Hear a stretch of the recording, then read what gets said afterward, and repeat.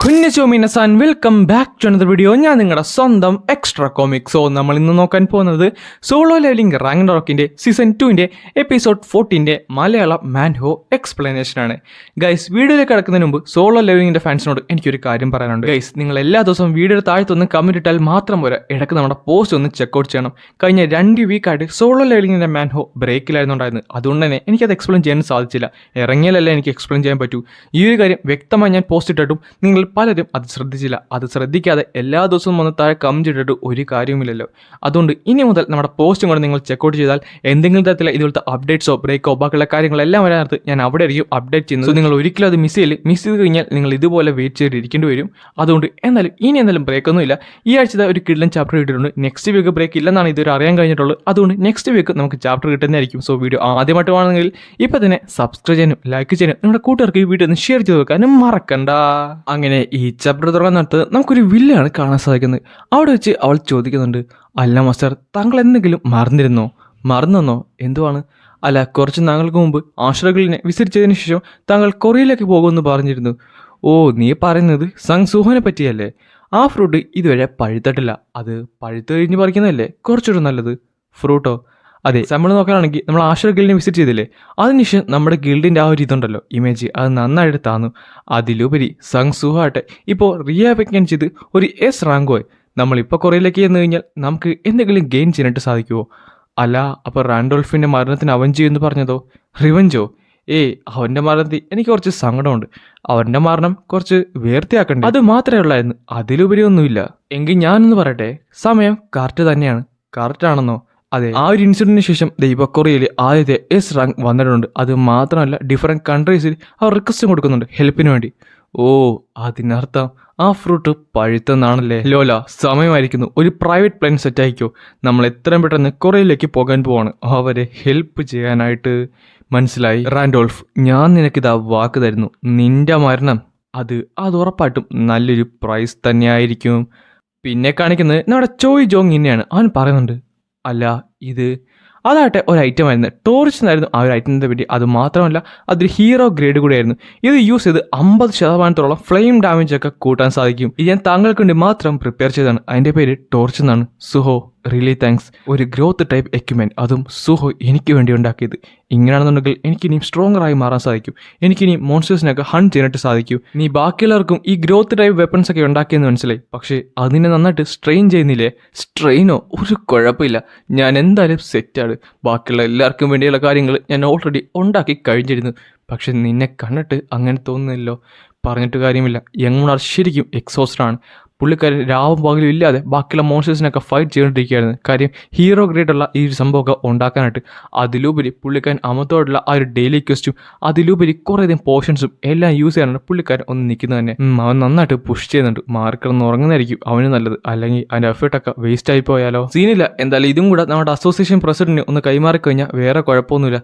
ഓ, നീ അവിടേക്കാണ് പോകുന്നത്? എങ്കിൽ ഞാനും ഉണ്ട്. ഞാൻ പോകുന്നോണ്ടാണോ? അല്ലല്ല, അവിടെ ഒരു ഹണ്ടർ വരുന്നുണ്ട്. സോ അവിടെ ഒരു ബിസിനസ് ടോക്കിംഗ് ഉണ്ട്. നിനക്കറിയാമില്ലേ തോമസ് ആൻഡ്രേനെ? അവനെന്തായാലും ഇവിടേക്ക് വരുന്നുണ്ട്. തോമസ് ആൻഡ്രേ ആ ഒരു അമേരിക്കയിലെ നാഷണൽ ലെവൽ ഹണ്ടർ അല്ലേ? പിന്നെ കാണിക്കുന്നത് ആ ഒരു സ്ഥലമാണ്. അവരാട്ടെ അവിടേക്ക് നടന്നു വരുന്നുണ്ടായിരുന്നു. ഈ സമയത്ത് തന്നെ സുഹ പെട്ടെന്ന് ആ ഒരു കാര്യം ശ്രദ്ധിക്കുന്നുണ്ട്. അല്ല, ഈ റൂമിന്റെ പുറത്ത് കുറച്ചധികം ആൾക്കാരുണ്ടല്ലോ, അവരെല്ലാവരും അവിടെ നിപ്പുണ്ടായിരുന്നു. സോ ഇവരെല്ലാം സ്കാവൻഡർ ഗിൽഡിന്റെ ആൾക്കാരാണോ? ഹണ്ടർ സുഹോ, നീ എന്തായാലും ഇവിടെ വെച്ച്, ഞാൻ എന്തായാലും അകത്ത് പോയിട്ട് വരാം. സ്കാവൻഡർ ഗിൽഡ് ഇവരല്ലേ ആ ഒരു പിരമിഡ് ഡജനെ അന്ന് അറ്റാക്ക് ചെയ്തത്? അത് മാത്രമല്ല ഇവരിപ്പോൾ ഈ റെസ്റ്റോറൻറ്റിലേക്ക് വന്നിട്ടുണ്ടല്ലോ. ഈ സമയത്ത് ചോയ് ജോങ്ങിനാട്ടെ അകത്തേക്ക് കയറുന്നുണ്ട്. ആ ടൈമിൽ തന്നെ അവർ പറയുന്നുണ്ട്, സോ നീ ഇവിടേക്ക് എത്തിയില്ലേ, വരൂ. ഇതാണ് നമ്മുടെ കമാൻഡർ, കൊറിയയിലെ റൈഡ് സ്ട്രൈക്കർ ടീമാണ്. ഹലോ, എൻ്റെ പേര് ചോയ് ജോങ് എന്നാണ്. ഞാനിവിടുത്തെ ഹണ്ടേഴ്സ് ഗിൽഡിലെ ഒരാളാണ്. സോ ഇതാണല്ലേ അമേരിക്കയിലെ നമ്പർ 1 ഹണ്ടർ. നിന്നെ കണ്ടതിൽ സന്തോഷം. എന്തായാലും ഞാൻ തന്നെ എന്നെ വീണ്ടും റീഇൻട്രൊഡ്യൂസ് ചെയ്യേണ്ട കാര്യമൊന്നുമില്ലല്ലോ. അവൻ്റെ പ്രസൻസ് കണ്ടാൽ തന്നെ അറിയാം.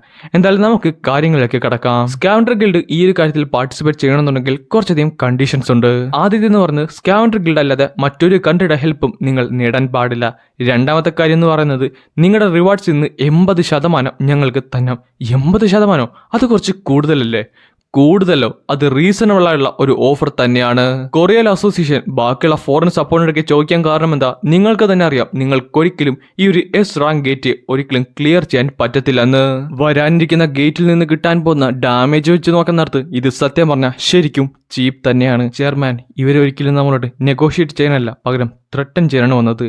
ശരിയാണ്, ഞങ്ങൾ ബാക്കിയുള്ളവരുടെ സപ്പോർട്ട് തിരക്കിയിരുന്നു. അത് ഈ ഗെയിമിന്റെ ഡേഞ്ചർ ലെവൽ അറിയാവുന്നതുകൊണ്ടാണ്. പക്ഷേ താങ്കൾ ഒരു കാര്യം കൂടെ ആലോചിക്കണം. റീസെന്റ് കൊറിയയിൽ തന്നെ 2 S റാങ്ക് ഹണ്ടേഴ്സ് വന്നിട്ടുണ്ട്. എങ്ങനെ നോക്കിയാലും നിങ്ങളുടെ കണ്ടീഷൻസ് അത് കുറച്ച് അബ്സർഡ് ആണ്. അതുകൊണ്ട് തന്നെ നിങ്ങളുടെ റിക്വസ്റ്റ് ഞങ്ങൾ റിഫ്യൂസ് ചെയ്യുവാണ്. എങ്കിൽ ഒരു കാര്യം ഞാൻ ചോദിക്കട്ടെ, നിങ്ങൾക്ക് ഈജിപ്തിലുണ്ടായ ആ ഒരു ഫീൽഡ് ടൈപ്പ് ഡഞ്ചിന്റെ കാര്യത്തെ പറ്റി എന്തെങ്കിലും അറിയാവോ? ആ ഒരു ഇൻസിഡന്റ് ഞങ്ങളുടെ one of the elite member ആയിട്ടുള്ള റാൻഡോൾഫിന് മരണം സംഭവിച്ചിരുന്നു. അത് മാത്രമല്ല, ഞങ്ങളുടെ ഗിൽഡിന് കുറച്ചധികം വാല്യുബിൾസും നഷ്ടപ്പെട്ടു.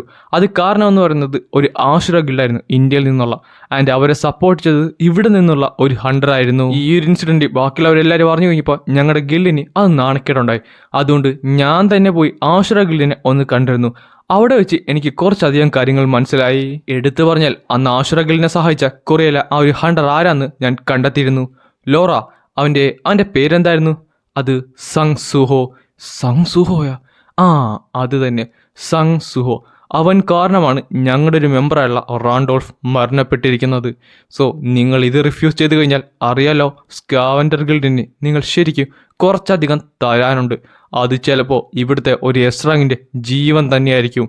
നിങ്ങൾ ഇനിയും ഇത് റിഫ്യൂസ് ചെയ്യാനായിട്ട് പോകുവാണോ? അല്ലെങ്കിൽ മറ്റൊരു മാർഗം കൊണ്ടുണ്ട്. നിങ്ങളുടെ അൾട്ടിമേറ്റ് വെപ്പൺ ഉണ്ടല്ലോ, നിങ്ങളുടെ റൈഡ് കമാൻഡർ, അവന് തന്നെ എന്നെ ഒന്ന് സ്റ്റോപ്പ് ചെയ്യാവുന്നതാണ്.